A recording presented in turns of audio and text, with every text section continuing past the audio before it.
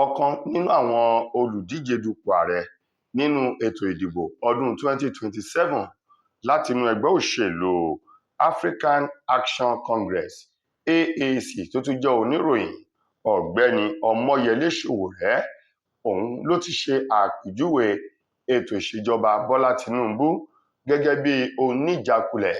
Ó ní tóun bá gbé sórí ìṣirò gẹ́gẹ́ bí olùkọ́ sí akẹ́kọ̀ọ́, ó sọ wípé F9 ni lòun yóò fún ààrẹ Bọ́lá Tinubu nítorí pé gbogbo ọ̀nà ń ló ti fìdí rẹmi ní ẹ̀ka ètò eléyìí tó lè mú ìlọsíwájú bá orílẹ̀-èdè Nàìjíríà. Gẹ́gẹ́ bí Sowore ti ṣe àpèjúwe, ó ní ẹ̀ka ètò ààbò, ó ní òdo òun ni Tinubu gbà. Ní ẹ̀ka ètò ọ̀rọ̀ iná ọba nílẹ̀ yìí tí ṣe ọ̀rọ̀ agbára, ó ní òdo ojú ẹja ni Tinubu gbà. Ó ní ẹ̀ka ètò ẹ̀kọ́, ó ní òdo òun náà ni Tinubu gbà. Ní ètò ìlera, ó ní òdo ojú ẹja àbàtẹ̀ òun ni Tinubu gbà. Lórí ọ̀rọ̀ oúnjẹ àti ìdáàbòbò, ó ní òdo òun ni Tinubu gbà. Tó fi mọ́ ètò ọrọ̀ ajé, ó ní gbogbo àwọn ẹ̀ka wọ̀nyí ni Tinubu ti jákulẹ̀ tí ò ní àmì kankan bí tí kò kéré mọ́ tó. Sowore, èyí tó sọ̀rọ̀ náà lórí iléeṣẹ́ amóhùnmáwòrán kan ní ìlú Èkó ní ọjọ́ Ìṣẹ́gun ọ̀sẹ̀ yìí, sọ wípé tóun bá jẹ́ olùkọ́ kí ààrẹ Tinubu jẹ́ akẹ́kọ̀ọ́ lórí gbogbo àwọn nǹkan wọ̀nyí, òun yóò kàn sọ fún wípé kó jáde kúrò nínú iyàrá ìkẹ́kọ̀ọ́ kó sì fi ọgbà iléèwé sílẹ̀, nítorí irúfẹ́ àwọn ènìyàn wọ̀nyí wọ́n ṣòro kọ́ torí pé wọn ò mọ ohunkóhun. Gẹ́gẹ́ bí ọ̀rọ̀ èyí tó ti ẹnu Ọ̀gbẹ́ni Omoyele Sowore tó ti ẹnu rẹ̀ jáde. Alákòóso fún olú-ìlú orílẹ̀-èdè wa Nàìjíríà Nyesom Wike ti sọ wípé kò tíì tó àsìkò fún ẹgbẹ́ òṣèlú PDP láti gba ipò ìjọba, láti jáwé olúborí sí ipò ààrẹ, pàápàá jù nínú ètò ìdìbò ọdún 2027 èyí tí wọ́n ti ń palẹ̀ rẹ̀ mọ́ o. Nyesom Wike, èyí tó sọ̀rọ̀ yìí níbi tó ti ń jábọ̀ iṣẹ́ àkànṣe àwọn àṣeyọrí rẹ̀ èyí tó ti ṣe nílùú Àbújá fún àwọn oníròyìn, sọ wípé ọdún 2031 òun ni kí ẹgbẹ́ òṣèlú PDP kí wọ́n lọ gbáradì rẹ̀ sílẹ̀. Ó ní bó bá di ìgbà náà ó ṣeé ṣe kí wọ́n jáwé olúborí. Ó ní ṣùgbọ́n lọ́wọ́ yìí òun yóò fi tayọ̀tayọ̀ sọ fún ẹgbẹ́ òṣèlú PDP wípé lọ́dún tí ń bọ̀ wọn ò lè jáwé olúborí sí ipò ààrẹ, ṣùgbọ́n àwọn ìjókòó bí ìjókòó ilé ìgbìmọ̀ aṣòfin àgbà, aṣojú-ṣòfin àti àwọn aṣòfin ìpínlẹ̀ tó fi mọ́ta àwọn gómìnà, ó ló ṣeé ṣe kí ẹgbẹ́ òṣèlú PDP kí wọ́n rọ́wọ́ mú láwọn ẹ̀ka wọ̀nyí. Ó ní bóun bá ní kóun sọ òdodo, ó ló korò létí ẹlòmíín, ṣùgbọ́n ó sunwọ̀n kéèyàn sọ òdodo ju irọ́ pípa. Òun ò sì ní pa irọ́ fún ẹnikẹ́ni níwọ̀n ìgbà tó jẹ́ wípé òun jẹ́ ọ̀kan nínú àwọn ọmọ ẹgbẹ́ òṣèlú PDP tóun sì mọ bí nǹkan ti ń lọ.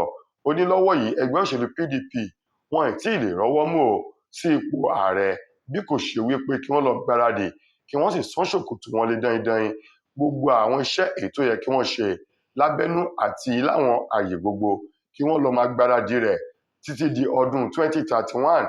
Ó ní bó bá di ìgbà náà ẹgbẹ́ òṣèlú PDP wọn yóò rí ọwọ́ mú sí ipò ààrẹ àti àwọn àyè tó lámìlaka ní ipò gbogbo ní orílẹ̀-èdè Nàìjíríà, gẹ́gẹ́ bí ọ̀rọ̀ tó ti ẹnu Nyesom Wike jáde.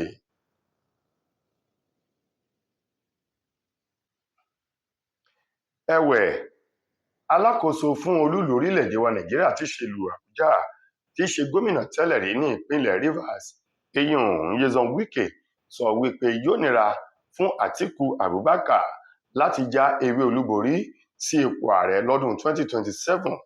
Atiku Abubakar tó jẹ́ ọ̀kan nínú àwọn olùkópa láti díje dupò ààrẹ nínú ètò ìbò ọdún 2027 tẹgbẹ́ òṣèlú African Democratic Congress (ADC), òun ló mú Rotimi Amechi tóun náà ti jẹ́ gómìnà tẹ́lẹ̀ rí ní ìpínlẹ̀ Rivers àti alákòóso fún ìgbòkègbodò ọ̀rọ̀ ọkọ̀ tẹ́lẹ̀ rí lórílẹ̀-èdè yìí, ló mú gẹ́gẹ́ bí igbákejì rẹ̀ tí wọn yóò jọ sá eré ọ̀hún láti gba ìjọba lọ́dún 2027 sí ipò ààrẹ. Ṣùgbọ́n nínú ojúwòye tí Nyesom Wike ó ní òwe àwọn àgbà ní ọ̀rọ̀ tí ń bẹ nílẹ̀ yìí ohun tó bá kọjú sẹ́nìkan ẹ̀yìn ni yóò kọ sẹ́lòmíì. Ó ní lójúwòye ti tòun o, Rotimi Amaechi èyí tí Àtíkù Abubakar mú tóun ti ẹgbẹ́ òṣèlú ADC, ó ní àṣìṣe gbáà ló jẹ́ fún wọn o, èyí kò lè mú àṣeyọrí àti jíjá ewé olúborí sípò ààrẹ bá ẹgbẹ́ òṣèlú ADC. Gẹ́gẹ́ bí Nyesom Wike ti sọ, ó ní tó bá jẹ́ nípa wípé kí Rotimi Amaechi kó ṣe ìrànwọ́ owó fún Àtíkù Abubakar, ó ní ọ̀tọ̀ lèyí hùn. Ó ní ṣùgbọ́n kéèyàn lo orúkọ àti kó lo ipò tó ń ti ìwà ọmọlúàbí, ó ní Rotimi Amaechi o kò ní ọ̀kan nínú àwọn nǹkan wọ̀nyí, àti wípé ìfàsẹ́yìn gbáà òun ló jẹ́ fún Àtíkù Abubakar tó ń ti ẹgbẹ́ òṣèlú ADC.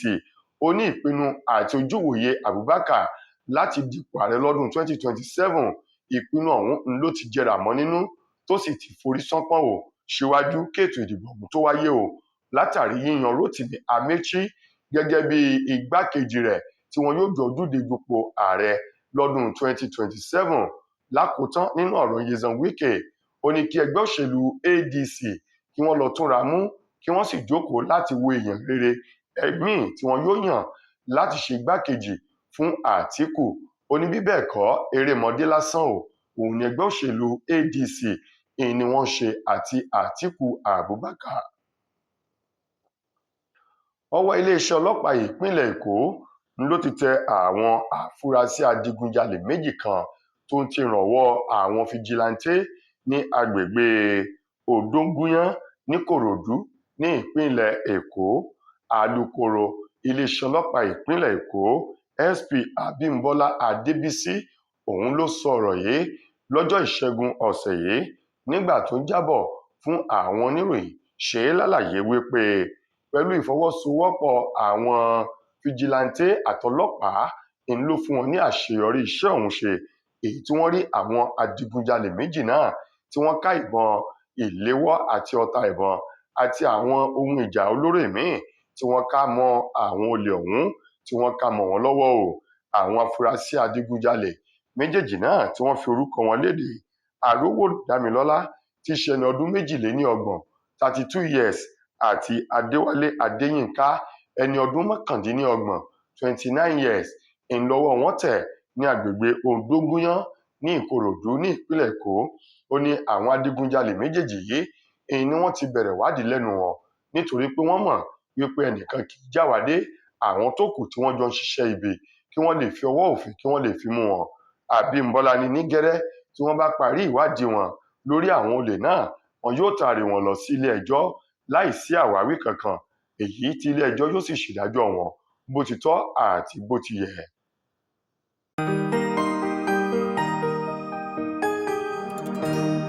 Ìròyìn Fẹ́lifẹ́li TV, àjààbálẹ̀ làwọn ìròyìn ti wà, máa wò lóòrèkóòrè.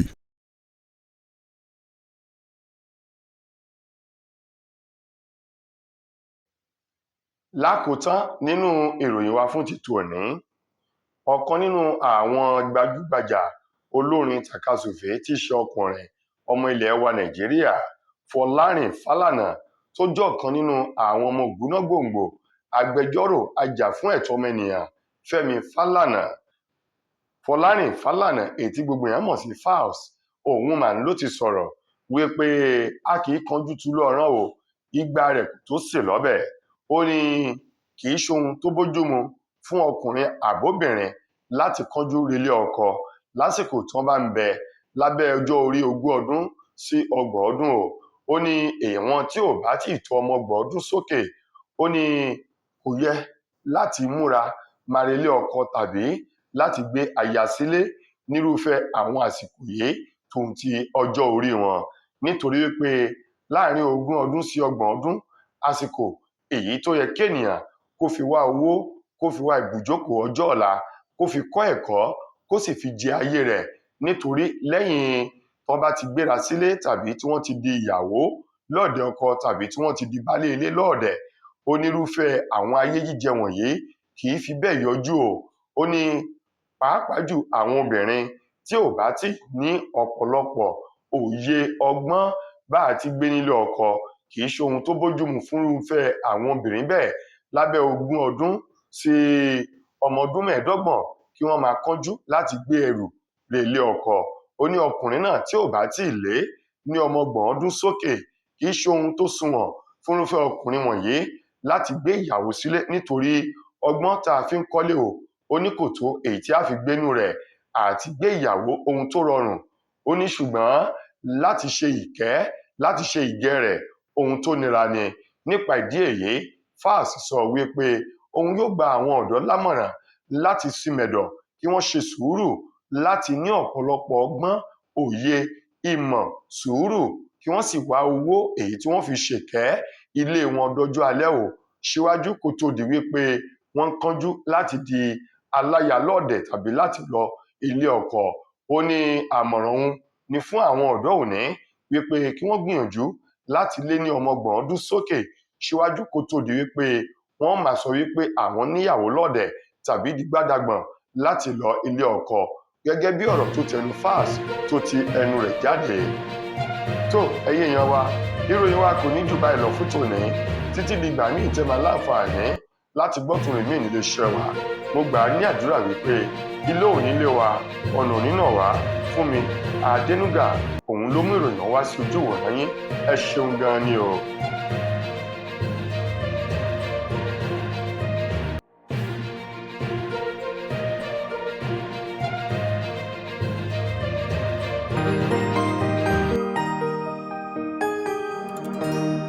Ìròyìn Fẹ́lifẹ́li TV àjààbálẹ̀ làwọn ìròyìn ti wà, máa wò lóòrèkóòrè. Mo kí gbogbo ojú tí wò mí ti ń gbọ́ mi jákèjádò orígun mẹ́rẹ̀ẹ̀rin àgbáyé. Orúkọ mi ni Ambassador Àkànfẹ́ Ìwò tí mo jẹ́ agbẹnusọ fún iléeṣẹ́ X2 Ultimate Herbal International Limited. Níléeṣẹ́ wa bí láti màmọ̀ dájú nǹkan kan tí eléyìnbó ń pè ní health is wealth, ìlera lọ́rọ̀. Kì í ṣàfẹnujẹ́ nìkan tá a bá ń gbọ́ ọ̀nì sétí torí gbogbo àwọn èèyàn ni wọ́n ń kojú àìsàn tí a pè ní ìfúnpá gíga. Ìdí nìyí tí iléeṣẹ́ X2 Ultimate Herbal fi ṣètò oògùn ìfúnpá gíga fún ní powder àti ní olómi.